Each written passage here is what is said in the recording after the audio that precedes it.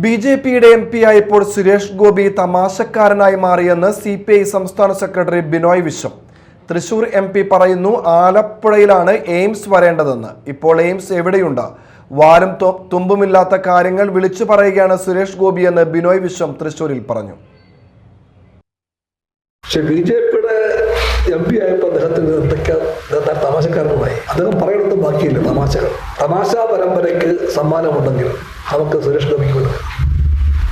AIIMS എവിടെയെങ്കിലും അദ്ദേഹം കൊടുത്തു വെക്കും. തൃശ്ശൂരിന്റെ എം.പി പറയുകയാണ് എയിംസ് വരേണ്ടത് ആലപ്പുഴയാണ്. കോഴിക്കോട്ട് സ്ഥലവുമായിട്ട് കാത്തിരിക്കുകയാണ് ഗവൺമെന്റ് വർഷങ്ങളായി. ജനങ്ങളും കേരള സർക്കാരും കാത്തിരിക്കുക. തൃശ്ശൂർ എം.പി പറയുകയാണ് ഒരു 5-6 സ്ഥലം പറയുകയാണ് അവിടെ എല്ലാം എയിംസ്. ലാസ്റ്റ് പറഞ്ഞ ആലപ്പുഴ തന്നെ വരേണ്ടത്. എയിംസ് എവിടെ വേണ്ടിപ്പോ കേരളത്തിൽ എയിംസ് എവിടെ കിട്ടിയില്ല. ഈ മന്ത്രി പറയണം, അടുത്ത മന്ത്രിയും പറയണം. 2 മന്ത്രിമാരോട് വിടുന്നു ബി.ജെ.പി ഗവൺമെന്റ്. നാക്കുണ്ടോ അവർക്ക്? നാക്കും മൂക്കുമില്ലാത്ത, അവിടെ ഒരു വാക്ക് പോലും മിണ്ടാൻ കെൽപ്പില്ലാത്ത ആ നിസ്സഹായതയെ ഇത്തരം വാചക വഴി മൂടിവെക്കാൻ ശ്രമിക്കുന്ന ഇത്രയും മന്ത്രിമാരും എം.പിമാരും എന്തിനു വേണ്ടിയാണ്?